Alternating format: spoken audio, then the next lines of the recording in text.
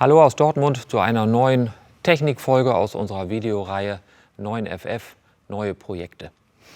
Heute etwas, was ein bisschen Tradition hat bei uns.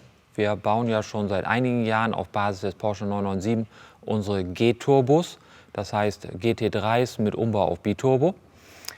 Beim 997 sehr, sehr viele in unterschiedlichen Stufen, 750 PS, 800 PS, 1000 PS, 1200, 1500 und so weiter mit Zweirad und Allrad.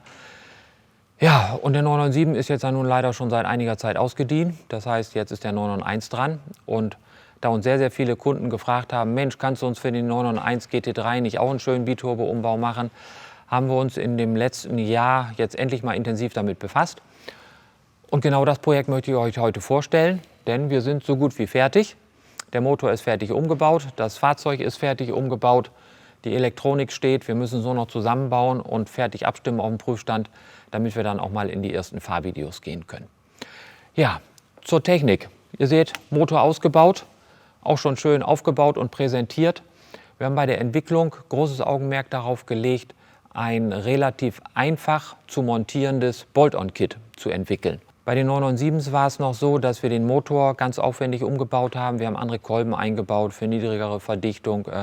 Wir mussten Ölpumpenantriebe anbauen, alles Mögliche, um die Turbolader mit Wasser und Öl zu versorgen. Das war insgesamt vom Umbauaufwand sehr groß. Speziell die wassergekühlten Ladeluftkühler mit dem Zusatzwasserkühler vorne in der Mitte haben einen riesen Bauaufwand am Fahrzeug erfordert, nämlich Leitungen verlegen, Karosseriedurchbrüche machen, viele Veränderungen am Fahrzeug, die nicht unbedingt immer von jedem Kunden gewollt wurden. Deshalb Hauptaugenmerk, Auto soll so original aussehen wie möglich. Wir wollen nach Möglichkeit überhaupt nichts Irreparables oder schwer wieder rückgängig zu machen, das am Fahrzeug verändern. Und das Kit soll möglichst einfach einzubauen sein, dass die Autos nicht alle zu uns müssen, sondern eventuell auch bei unseren Importeuren und Stützpunkthändlern montiert werden können. Und das ist jetzt eben das Ergebnis. Wir haben alles komplett im Heck integriert. Es muss zwar weiterhin der Motor ausgebaut werden, weil sonst geht es einfach nicht mit Wasser- und Ölversorgung. Aber wir haben keine weiteren Arbeiten am Fahrzeug. Also, wir haben hier eine komplette Auspuffanlage mit Klappensteuerung, mit flexiblen Elementen, damit sich das Ganze auch entsprechend ausdehnen kann bei Temperaturen. Wir verwenden das originale Endrohr, damit es ganz original aussieht, auf unserem Endschalldämpfer. Wir haben hier oben die wassergekühlten Ladeluftkühler. Man sieht es sehr schön, hier hinter sind die Turbolader. Wir benutzen Teile des originalen Auspuffs und der originalen Katalysatoren, um gute Abgaswerte hinzubekommen. Ändern die dann so, dass die Turbolader auf den originalen Krümmern drauf sitzen. Die Turbolader schieben die Luft durch die wassergekühlten Ladeluftkühler rauf in die Drosselklappe und in den Motor. Dann geht die Luft durch den Motor durch und eben wieder der Kreislauf, die Turbolader werden wieder eingetrieben. Wenn die Abgase durch den Turbolader, durch den Antrieb durch sind, kommen sie durch unsere Auspuffanlage und wieder raus. Entweder in der sportlichen Lautenstellung, wenn die Klappe offen ist, oder in der leisen, mit dünnerem Rohr und besserer Dämpfung für den alltäglichen Betrieb und das normale Fahren. Ziel der ganzen Sache sind 750 bis 800 PS, basierend auf dem 3.8er und 4 Liter GT3 Motor, 475, 500, 510 PS. Der Umbau passt für alle Fahrzeuge und ist realistisch machbar innerhalb von einer Woche bei uns im Hause.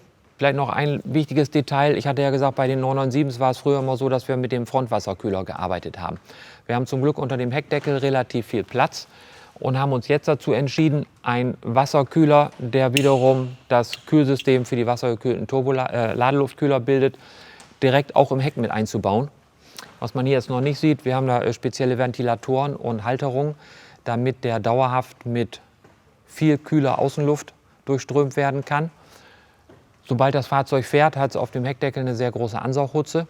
Und ich denke mal, ab spätestens 50, 80 km/h wird schon so viel Luft durchgehen, dass man die Lüfter unterhalb des Wasserkühlers wahrscheinlich schon gar nicht mehr braucht. Aber wir haben gesagt, wir bauen da lieber ein ganz safes System, dass er sowohl im Stand als auch bei Fahrt immer ausreichend Kühlung hat und das Wasser in den wassergekühlten Ladeluftkühlern schön kühl bleibt, damit wir auch die heiße Luft zu kühler Luft verarbeiten können. Ja, ich freue mich, dass das Ding jetzt endlich fertig ist und dass er auch noch ganz schön geworden ist. Es ist alles herrlich symmetrisch, es ist schön gebaut und ich freue mich schon riesig aufs erste Fahren. Falls ihr irgendwelche Fragen zu dem Umbau habt, gerne melden und ich freue mich auf viele Aufträge. Dankeschön, ciao, bis zum nächsten Mal.